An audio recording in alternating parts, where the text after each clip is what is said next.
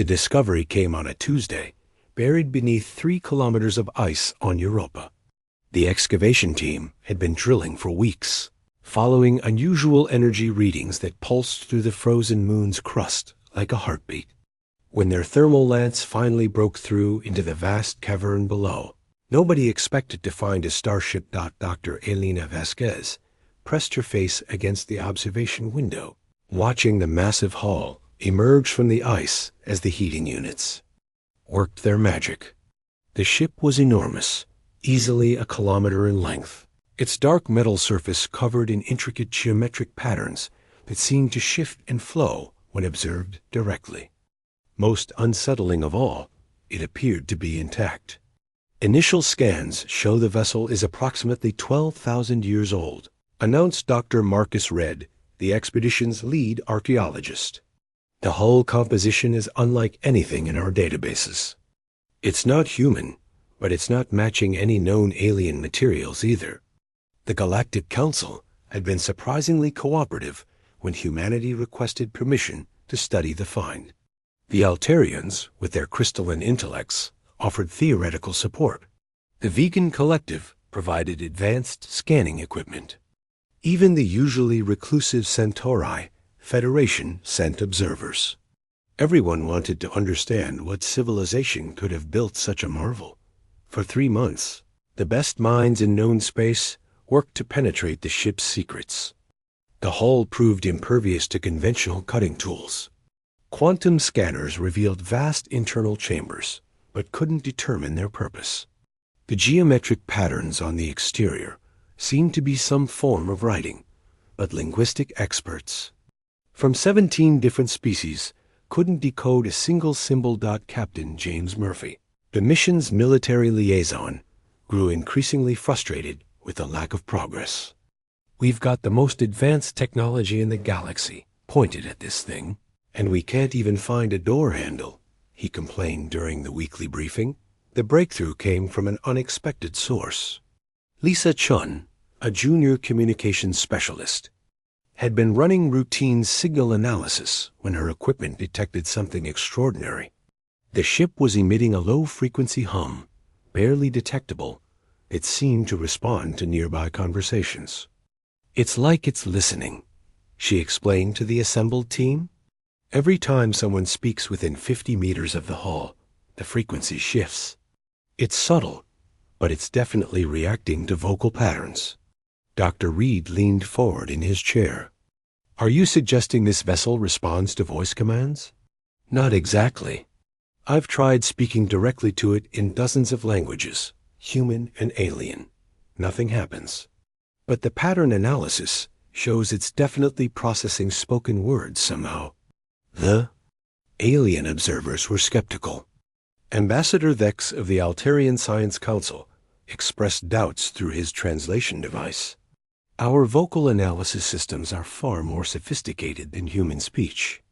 If the vessel responded to voice commands, we would have discovered this weeks ago." Despite the doubts, the team decided to conduct systematic voice tests. Representatives from each species took turns speaking to the ship in their native tongues. The Altarians produced their haunting crystalline chimes. The vegans generated their complex harmonic sequences. The Centauri Federation observer clicked and whistled in precise mathematical patterns. The ship remained silent. Finally, it was Captain Murphy's turn. He approached the hull feeling slightly foolish, cleared his throat, and spoke in plain English. "Hello, can you hear me?" The response was immediate and breathtaking.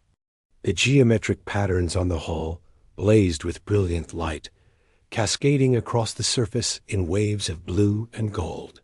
A section of the seemingly solid wall dissolved, revealing an airlock that had been invisible moments before.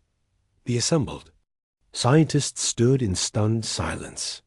Ambassador Vex was the first to speak. "This is impossible. Human vocal patterns are among the most primitive in the galaxy. How could such an advanced civilization key their systems to respond only to your species?" Dr. Vasquez had a theory, though she barely dared voice it. What if this isn't an alien ship at all? What if it's human? The suggestion sparked immediate debate. Humanity had only achieved interstellar travel 3 centuries ago. The idea that humans had built starships 12,000 years earlier contradicted everything they knew about their own history. Consider the evidence, Dr. Vasquez continued. The ship's proportions match human ergonomics. The airlock is the right size for our species, and it responds only to human voices. As the team explored the ship's interior, more evidence emerged. The corridors were built for bipedal beings of human height. The control interfaces, though far more advanced than anything in current human technology, showed design philosophies that seemed familiar. Most compelling of all, they found a central chamber containing what appeared to be a star map showing Earth's position 12 millennia ago. Captain Murphy studied the ancient navigation display with growing awe. If this is true, it means human. Civilization is far older than we thought. We didn't just reach the stars recently. We've been out here before. The implications were staggering.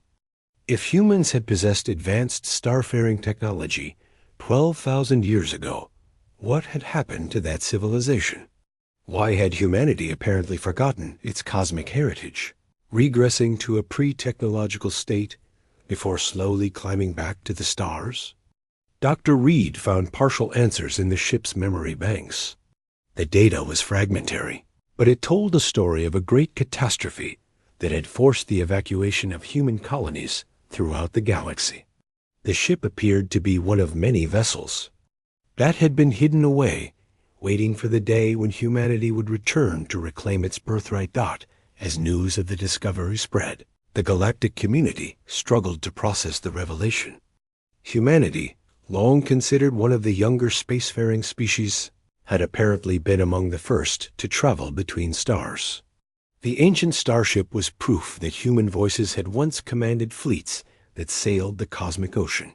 The ship's systems gradually came online, responding to human commands with eager efficiency. It was as if the vessel had been sleeping, waiting for its creators to return. Now, with human voices once again echoing through its corridors, the ancient starship was ready to reveal the full scope of humanity's forgotten legacy among the stars.